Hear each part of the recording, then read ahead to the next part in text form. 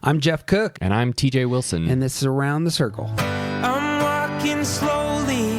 I'm taking my time. All I could talking is starting to rhyme. I'm letting go of lonely, letting go of strife. I just can't get enough of this beautiful life. Hey, this is Jeff. In February of 2020, one of the last things TJ and I did together before COVID was to throw an epic Enneagram conference we called Liberation. In it, we elevated the Enneagram as a tool not only to see ourselves and our motives, but to see our obstacles and how to overcome them. We were very proud of this material, though we had to cancel all of our remaining 2020 events. Over the next few weeks, we will be releasing clips from that conference with the hope that not only you'll share it, but that we can begin creating our next touring event for 2022. Thank you again, as always, for listening, and may all good things be yours. Who am I? What do I want? The Enneagram suggests that the answer to these questions comes together in a certain place, because the Enneagram is a map of the human personality. It's a tool for navigating relationships. It creates language that motivates us and helps us look at the way we look at everything else. Most importantly, the Enneagram is a mirror because sometimes you need help seeing yourself. There are a lot of options for personality typing out there. There are different tools for helping us see ourselves more clearly. I'm sure you've heard of things. I'm sure you can name a lot of things. We've got the Myers-Briggs. We have Strengths Finders, the Big Five, the 4 love languages is a good one. Which type of kangaroo are you? I got really into astrology for a hot minute, like 20 years ago, and I bought this big book, and I got really into having this thing describe what kind of Gemini I am. These are all different types of tools, and they have specific value. And the Enneagram is just that. It's another tool. Where the Myers-Briggs and these things, they tell us how we behave, what we're like in certain circumstances. The Enneagram displays how we see the world or why we behave. It gives how we see the world. It gives our motivations a name. Because once you name your motivations, you can actually do something about it. It's a lot easier to change behavior if you change the motivation driving the behavior. The Enneagram godmother, Suzanne Stabile, tells a story about a doctor who was working with youth that had severe sight problems. Some of them were blind. Some of them couldn't see past their nose. Some had shape or color dysmorphia, these different problems that these kids were born into the world with or had trauma that caused them to not be able to see correctly. And this doctor decided to create glasses that would replicate what these kids' experience is. And so they bring the parents in with the children, and they would give the parents a set of these glasses and say, this is how your child sees the world. And inevitably, there would be tears all around, because for the first time, the parents were able to understand that the way that their child saw was different than theirs. That their child fundamentally saw a different world than they did because of these sight problems. And now they were able to actually get a glimpse of what that experience was like for these children. Giving a name to the fact that we see differently, giving a name to how we see, helps us navigate the world. Because how we see matters, and how they see matters, and how you see matters, and how the person sitting next to you sees matters, and it's different. And the Enneagram gives us a name for that. The reasons that we do these things matters. Imagine a map. Here's a map of the U.S. coastline. Or maybe you can imagine a map of the streets of this town. Maps are made to show you where you are. Okay, so we're on 16th Street, right? But 16th is really long, so we know that we're situated between 8th Avenue and 7th Avenue. But I thought we said 16th. Okay, now it's confusing. When people move to this town, it's always really fascinating to me that it takes a while to understand the way that we talk about our streets. Because avenues go one way, streets go another way, but they're all numbers. Brilliant idea. And you learn how to talk about the roads in this town by talking to other people. We know that 16th and 8th means this intersection. It does not mean the other 16th and 8th, because nobody knows what's at that intersection. We're talking about this one. There's 5 people having an enneagram conference going. Yeah, it's confusing. But maps come from the experience of the people around us, the people who have been there before.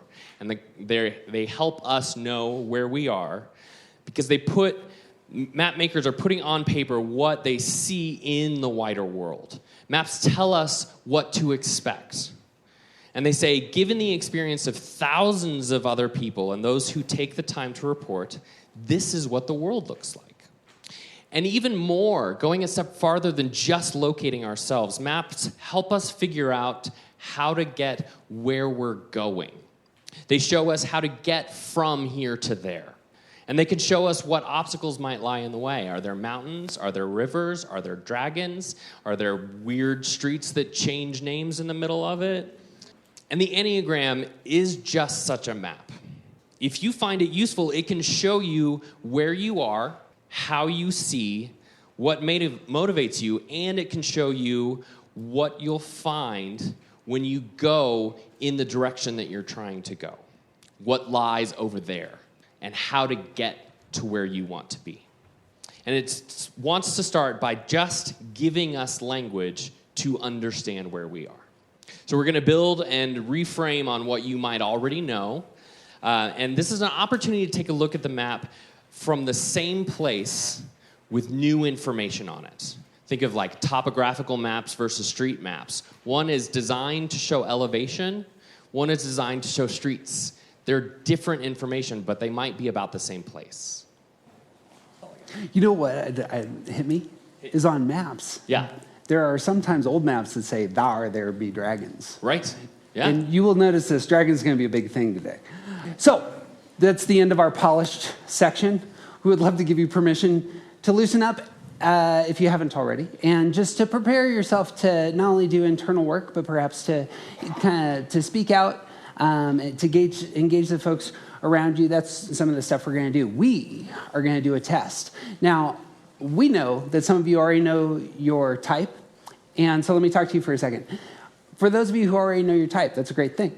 We're going to be presenting a bunch of stuff as we're doing the test that actually might be new to you. So I would love for your ears to be open to the thing that you haven't heard before, because you're going to begin to see yourself on the map, and you might say, "Oh, I've never seen that. Oh, I've never seen that." Or maybe you've already looked at the test and you're like, "Hey, this thing's kind of new." TJ and I are going to unpack that. Again, it's the case. If you're looking to find your type, there are 9 types in the Enneagram, and we're going to talk about those in a minute. But this is going to be our quick test. So you want to talk about intelligence centers, and then we'll start the thing? Great. So intelligence centers. There are 3 main intelligence centers to each person. This is wisdom from all over several different disciplines. That's the word I was looking for. So the idea is that we all process information in a headspace, rational, logic, data-driven. We all process information in a heart space. This is emotion, sentiment, the feelings of ourselves and others. And we all process information in our body. This is gut intuition. This is energy. This is the feeling of a space. And we all operate out of those 3 spaces. And one of them is going to be dominant, one is going to be sort of medium, and one is going to be repressed. In order to get to the dominant, that's all we're going to really focus on. We're going to ask 3 questions. So the first would be, what do you want? And let's start with that first answer. Those who might put a check mark next to heart. If I were to say, what do you want? You might say, I actually deeply want attention. I want to be seen and validated. If I were to ask you, what do you wrestle with most? Past shame might actually come up in your heart. If I were to say, what describes you best? You may look at this and say, this is me. I'm a social person who feels my way through life. I lean into my emotions and feel social pressure. I teeter between feelings of connection and comparison. As we go through, if that is one of the three that describes you best, we're just going to put a check mark there. Second one.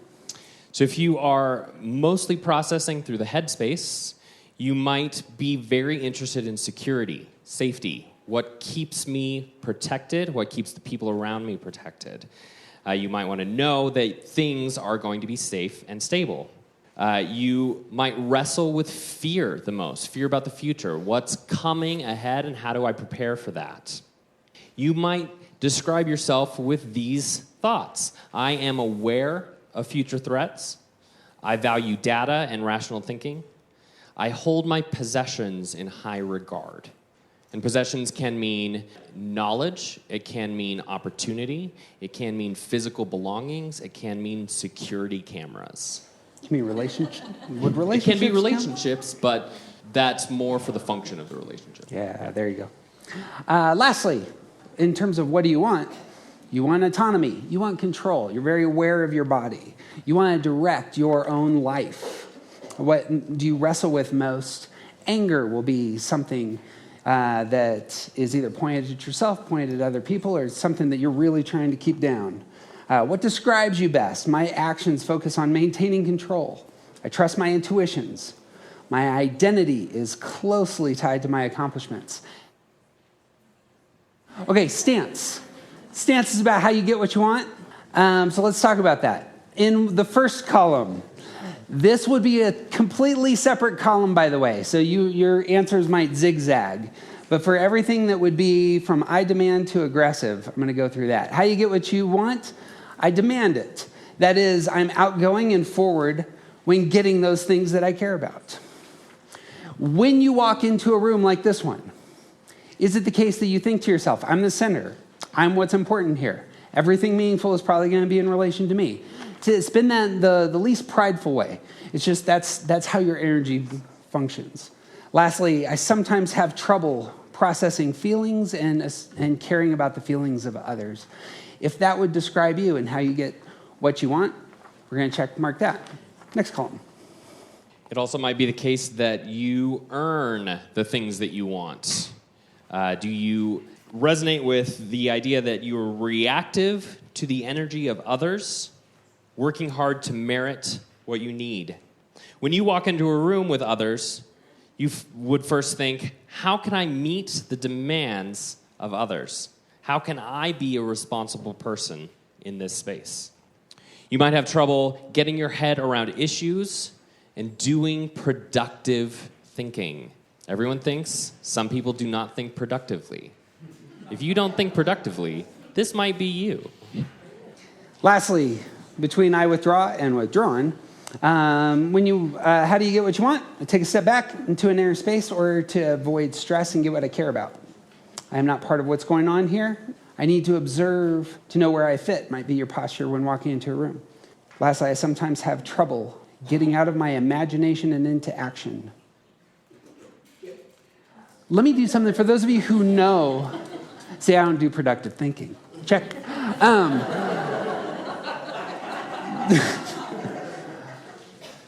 For those of you who are familiar with your type, you will notice that between attention and heart, this would be used who are 2s, 3s, and 4s. For those of you who, between security and head in the intelligence center, this would be 5s, 6s, and 7s. For those of you, autonomy to body, you would be 8s, 9s, and 1s. These would be descriptions of perhaps the inner life, the glasses of those types. When going to stance, it's a different set of numbers and different set of combinations. Aggressive types are 3s, 7s, and 8s. Reactive, earning types are 1s, 2s, and 6s. Withdrawing types, that was circular, are 4, 5s, and 9s. We can begin to see, if you're already familiar with this, see yourself on the map, and these may be a few more details in terms of writing in your own map and seeing yourself. If you flip over the sheet, it will say coping style. You want to do the first coping style? It should also be noted that a lot of these are not hard and fast rules. They're describing generally most of the time. Pick the one that feels most familiar. And if you are vacillating between two, that's fine. Sometimes it takes people months or years to figure this out. The goal here is more self-awareness. If you do not leave here today knowing exactly what your type is and what the plan is for the future, that's okay. We're all in that boat. Nobody knows what the future is doing to us. So I'm teaching this stuff, and I have no idea what I want. Yeah, to be honest with you. So we're all just trying to figure out generally where we're at, and it's also often the case that sometimes you try on a pair of glasses and see if they work for a while, and then you figure out that the prescription might be a little bit wrong, so you need to get a different set of glasses. Does that make sense?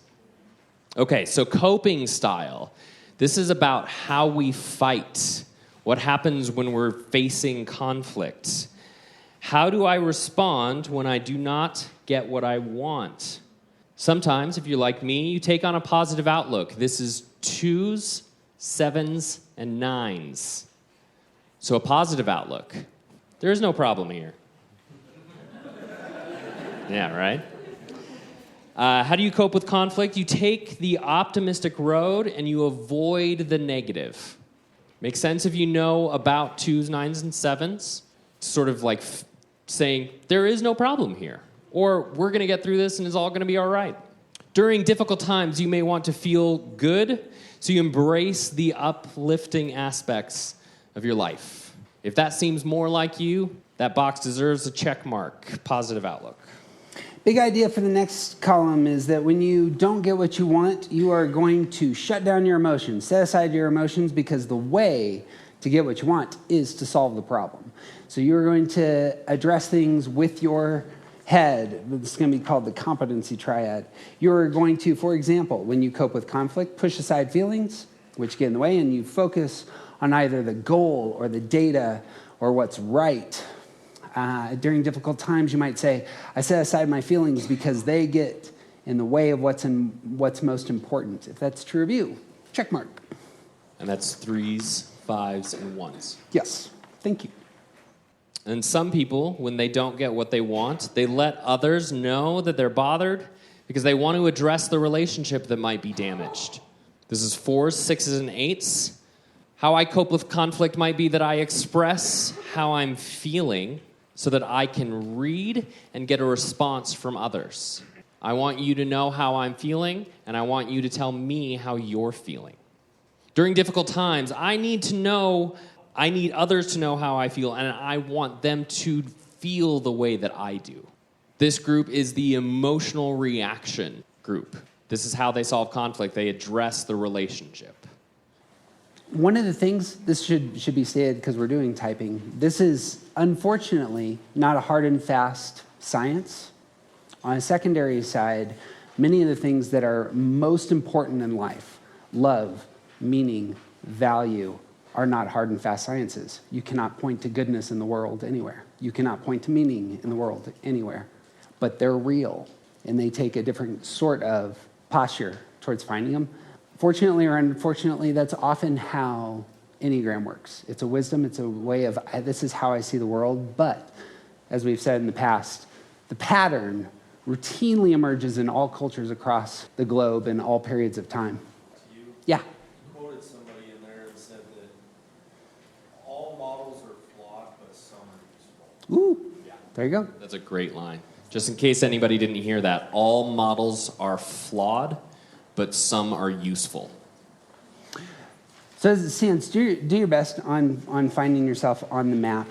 And unfortunately, neither TJ and I can show you where you are on the map. We can just talk about the details of the map. And as we go, we'll figure it out together.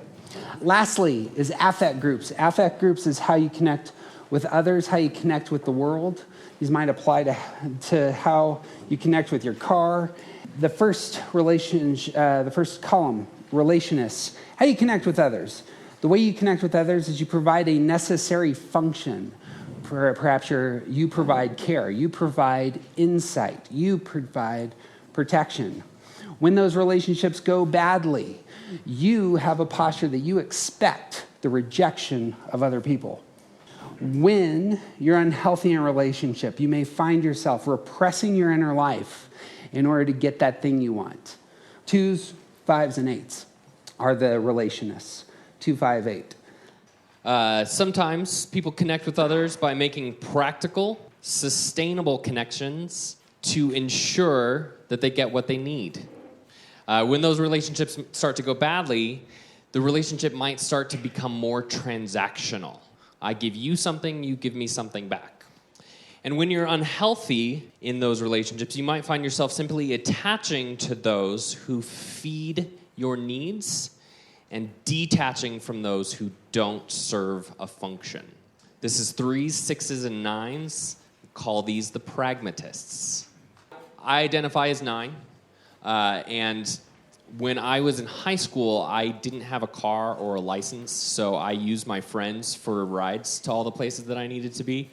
And the reality is I wanted to hang out with my friends, but I also needed to get somewhere that I couldn't go on my own. So I would attach myself to people who could give me those rides. It wasn't that I needed a ride. It was that I wanted someone that I cared about to help me. So I would attach and pick up people that could help me do that, and also I enjoyed their company. So that's that relationship. And when those relationships became unhealthy, all I needed was the ride. And I got in a lot of trouble with a lot of friends because that's what they felt like. But the reality was I actually legitimately wanted to spend time with those people, but I also needed a ride.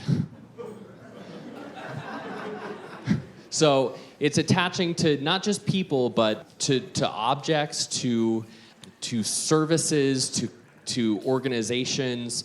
What is going to give me the thing that I need in a practical sense? And just attaching to those things and developing relationships in that way. Lastly, idealists. How you connect with others. I have big expectations and tend to elevate the way the details of my relationship should be. When relationships start going badly, it's because others don't meet my needs or my ideals. My ideals. Lastly, when I'm unhealthy in a relationship, I find myself being frustrated by those around me. These are 1s, 4s, and 7s. That applies to you. Go ahead and check that box. We're at that spot. We're going to do the answer sheet. Here's how this should work. Follow me for 2 seconds. This will be the first time. You guys are our beta testers. You guys are super special. So for you 3s, you are so important to us right now. Circle. So this is how I'm going to do it. I am part of the body. I answered most on body. So I'm going to circle all of the body here. I registered highest on reactive. So there's 3 reactives. I'm going to circle all 3 of the reactives in the reactive column, right? Coping style, that competency thing, that hit me. That pushed a button. I tell you what. Competency, so I'm going to circle those. And then lastly, my type, idealist, was what sang most to me. What should happen then is that you have 4 check marks.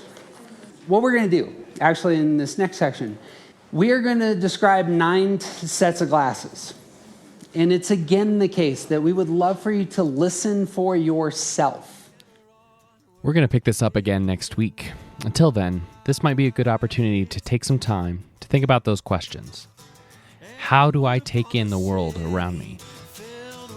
How do I get what I want? What do I do when I don't get what I want? How do I relate to the things and people around me? As always, you can connect with us on Twitter and Instagram. And if our work brings your life value, the best thing you can do is share our podcast with one person you care about. He's TJ Wilson. He's officially awesome. And I'm Jeff Cook. And who you aren't isn't interesting. Be who you are, because that's where the gold is. Morning will come burning